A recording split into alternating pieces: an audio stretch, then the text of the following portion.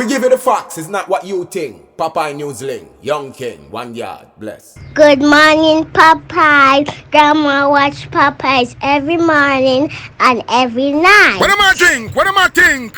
You're listening to Popeye News Links. This is the Admiral Tibet who I represent, and remember, the time is so serious, cantankerous and dangerous. This is Popeye News Links. Yeah, watch Popeyes, mama. Where I watch? Popeye. Greetings, viewers and subscribers. Sir Derek Harrison, you're celebrating your 58th birthday today.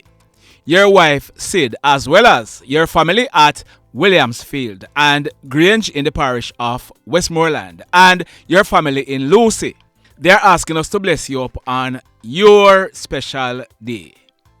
Also, we didn't get any name for this one, but a happy birthday to a lovely mom, grandma, and a unique person.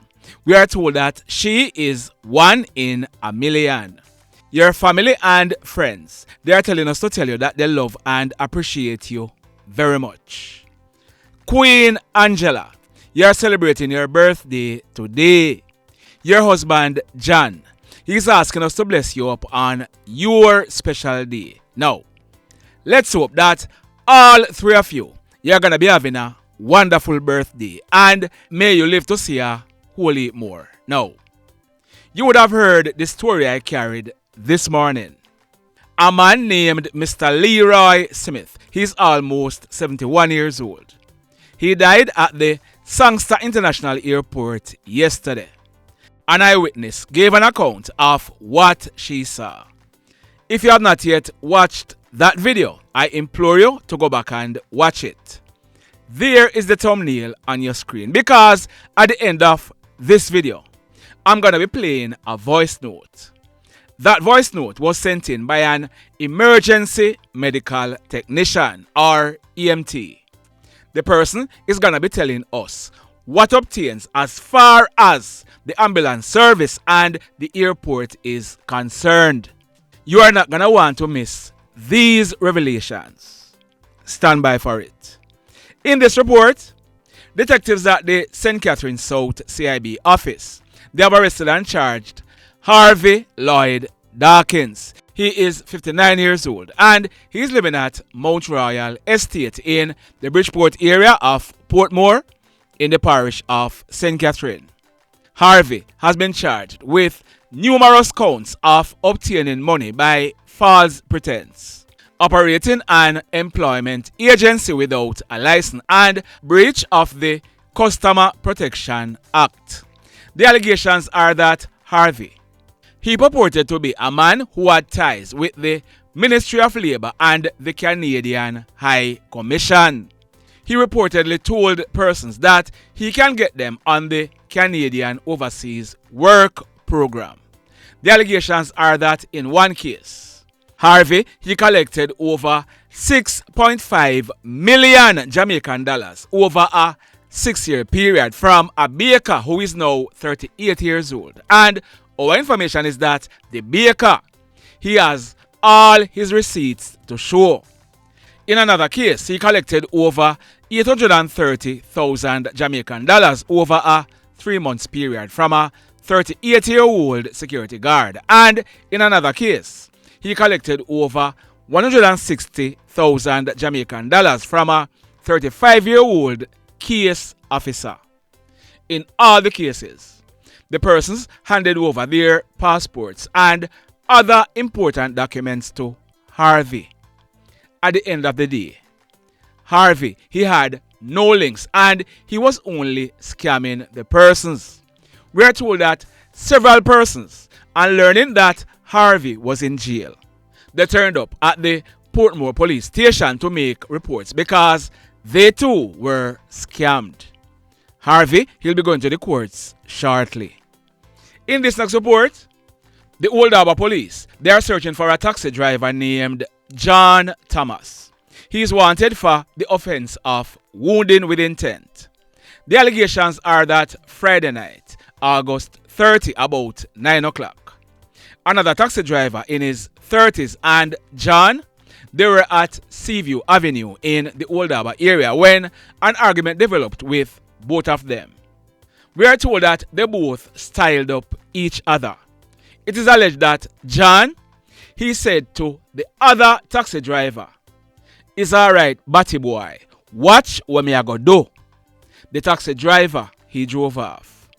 Sometime later, the taxi driver, he was driving along Seaview Avenue when a white Toyota Probox motor car blocked his path. It is said that he came out of the car that he was driving to find out what was happening when John, he jumped out of the white Probox and he was armed with a machete.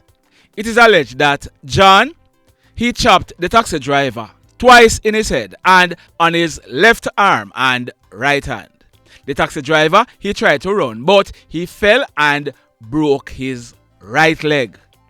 John, he jumped into the Probox and made good his escape.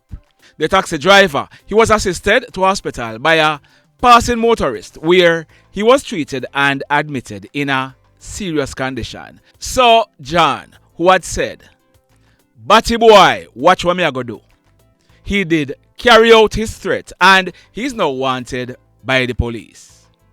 Over in Hanover, the Green Island police, they have arrested and charged Patrick Nelson, but he's popularly known as D-Man.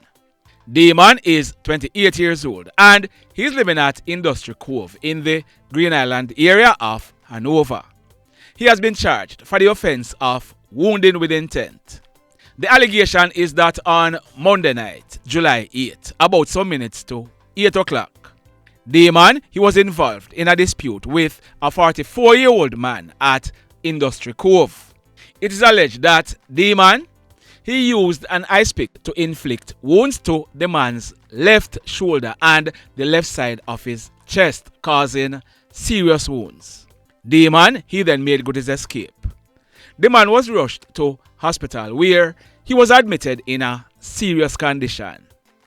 As a result, a report was made to the police. We are told that D-Man, he was recently taken into police custody and yesterday he was officially charged, so he'll be going to the courts shortly.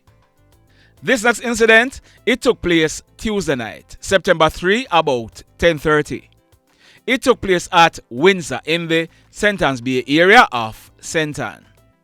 Our information is that a 23-year-old guy, popularly known as Pallo, he was walking along the road near to his house when he was approached by 4 guys who were armed with guns. The hoodlums, they opened gunfire hitting Pallo to his back and his left hand. Pallo, he managed to run off into his house where he locked himself inside. The hoodlums, they then made good their escape on foot in the area. The police, they were called and they assisted Pallo to hospital where he was treated and admitted in a serious condition. We are told that when the police processed this crime scene, a number of spent shells were recovered from the scene. The mayhem. Now, in this report, we are learning that earlier today, there was a robbery in the town of Lucy in the parish of Hanover. This time, it was the Kent Haberdashery. I am digging and will be updating this story in a subsequent video.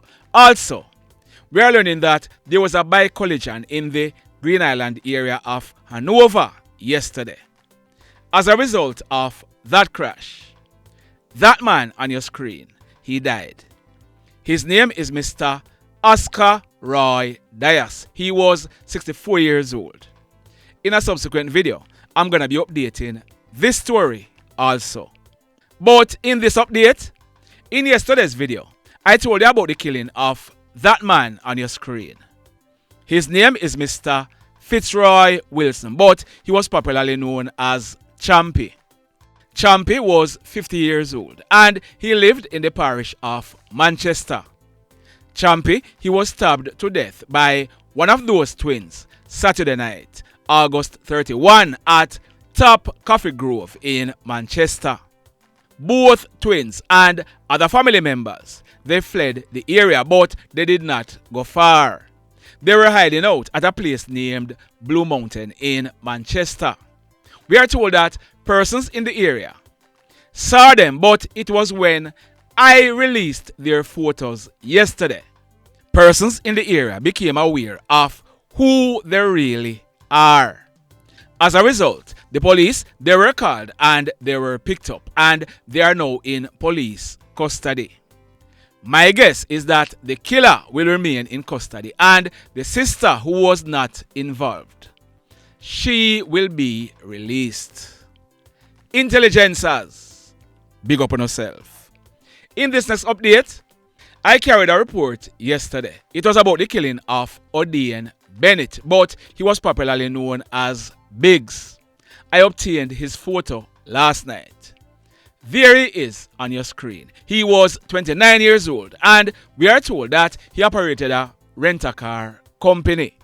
He was shot and killed at the apartment complex where he was living at Westgate Hills in Montego Bay, Tuesday night, September 3, about 8 o'clock.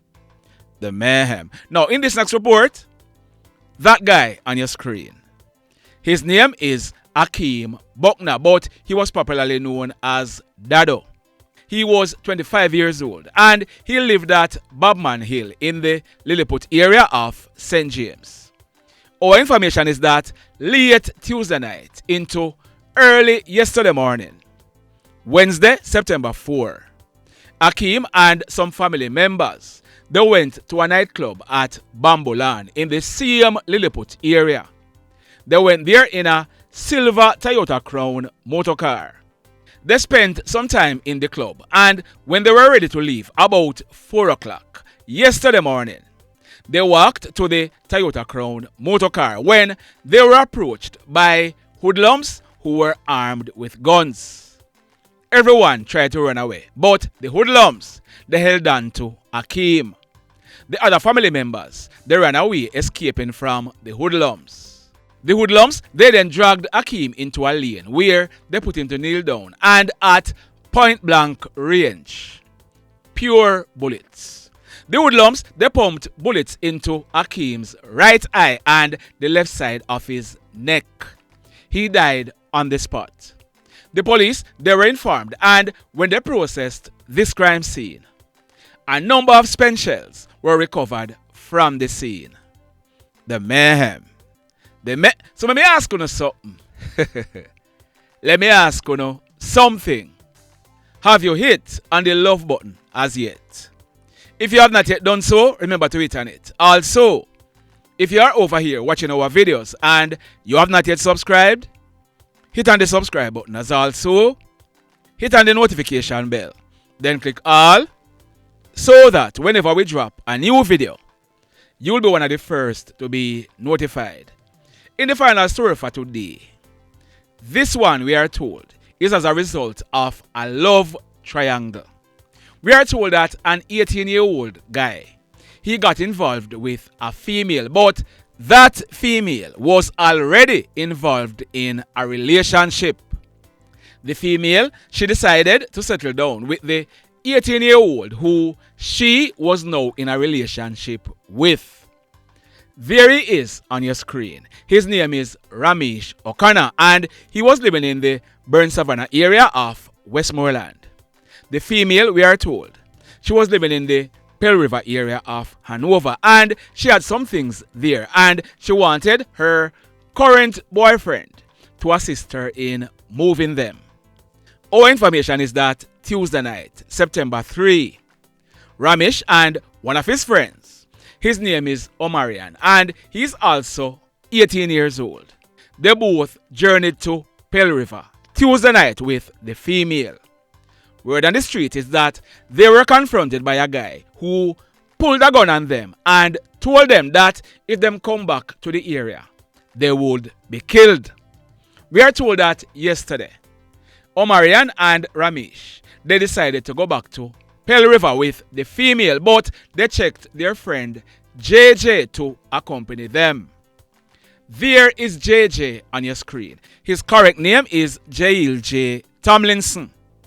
On December 1 coming up, JJ, he will be celebrating his 16th birthday. We are told that neither Ramesh nor Omarion told JJ that they were confronted by a guy with a gun the previous night. We are told that before they left, one of JJ's friends told him not to go because he had a funny feeling that something is gonna go wrong because he did not like how the time was looking. Remember that it was overcast or raining all day yesterday. JJ, Ramesh and Omarion, they left on 2 bikes. They picked up the female along the way. They went to Pell River where she moved out TV, pots and other items. They were now back on their way, but on reaching Grangeville, the rain was falling very hard. As a result, they stopped at a nightclub at Top Lincoln in Grangeville to shelter from the rain. They were standing under the piazza when a hoodlum walked up, pulled a gun and fired several shots at them. The hoodlum, he then ran away and escaped on a bike that he had parked further on the road. 15-year-old JJ and 18-year-old Ramesh, they received gunshot wounds to their chest. 18-year-old Omarion, he received gunshot wounds to his chest, his head and his right hand. The female, she was not hurt. Ramesh and JJ, they died as a result, while Omarion, he was admitted in hospital in a very serious condition. We are told that when the police processed this crime scene, a number of 9mm spent shells were recovered from the scene. The mayhem continues, and now, as promised, listen to what this EMT personnel had to say. Listen this. Alright, Papa. So, let me say, medical emergencies are big business right across the world, and Jamaica included. Now, I know for a fact that in the past, Montego Bay Airport had a standby agreement with a private ambulance company called Ambicare. And I don't know if that agreement, or obviously that agreement is not in place anymore. It was one that once there's a medical situation, Ambicare would have been contacted and they would have sent an ambulance to the airport, right? They do have a nurses station there, and they're governed by certain protocols. In this situation, I can surmise that that agreement may not still be in place, which is why they have to get the go-ahead from family members to call a private ambulance, right? It's big business. Costs a lot of money. And with a situation where you have insurance, foreigners using insurance, then that's how they cash in, right? So for example, if a private ambulance would have to go for a local personnel, let's say it would cost $10,000. If it is in regards to an overseas person, the cost would be probably like $50,000 or $60,000 with the idea that that person would claim from their insurance, or the insurance would pay for it. Sorry about that. Now, insurance is what draws down the money, right? And this is why they charge persons who are quote unquote from overseas so much, because the insurance, if the person pays cash or via card or check or whatever, when they return to their residence, they can claim back from insurance, right, and be reimbursed. This is why you might have heard that $400 is required. A lot of these private ambulances will not move their units unless somebody is there to assure and give the assurance that yes, they will be paid. And we understand that it's a business. Yeah? We understand that it's a business, and businesses are in the business for a profit or to make money. Give a service, you collect, right? I know for a fact, as I said before, that the airport normally has a standby agreement with one or two private ambulances in which they pay a retainer. And I suspect in this case that agreement may have been cancelled, which is why they wait until somebody has the need, then they would call. It's a sad situation because in this gentleman's case, no one was there to agree to pay the $400 and of such he was denied medical care that would have made some amount of difference in his survival rate. The $400 is also relatively cheap in comparison to what they charge other persons for transport. You know, let's say somebody's at a hotel and they have a medical emergency, right? It may run them up to $600-800 just from a hotel in Montego Bay to one of the private facilities in Montego Bay. Yeah, it is. The $400 is relatively cheap in comparison. In all my years working in Mobay, Sangster's International Airport has never had a ambulance for themselves on standby there on the spot.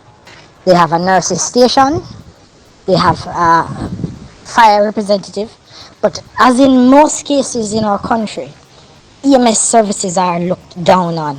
It's not considered, right?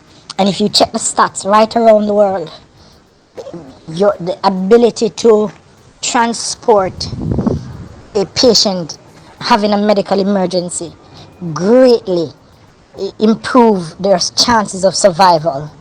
Yeah?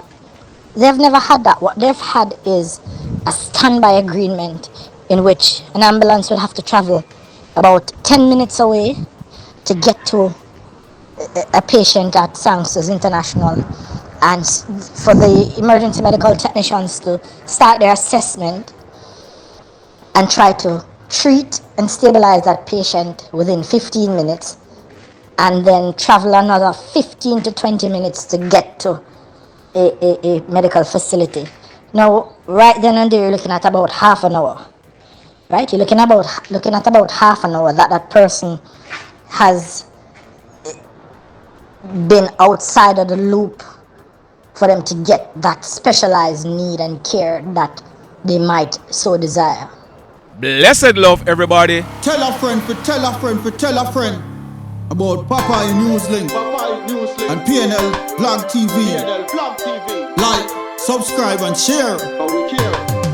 Quicksilver sing, if we just unite, what a country this will be. If we just unite, Jamaica live in unity. If we just unite, what a country this will be. If we just unite, Jamaica live in unity. Hey, crime it a mash up Jamaica. Criminals them a mash up Jamaica. Jamaicans mash up Jamaica. Oh Jamaica, me sweet Jamaica. Crime it a mash up Jamaica. Criminals them a mash up Jamaica. Jamaicans mash up Jamaica. Oh Jamaica, me sweet Jamaica. I coulda sunshine or rain. Jamaica, no problem, no pain. Rude boy them knock out can't tame, but me want me country back. Give me country back. To the street and the lane, everybody them start complain. Bloodshed, what a shame, but me want me country back. Give me country back. Crime it a mash up Jamaica. Criminals them a mash up Jamaica. Jamaicans mash up Jamaica. Oh Jamaica, me sweet Jamaica. Crime it a mash up Jamaica. Criminals them a mash up Jamaica. Jamaicans mash up Jamaica. Oh Jamaica, me sweet Jamaica. Jamaica, the land of the sun. Jamaica become now the land of the gun. East and north and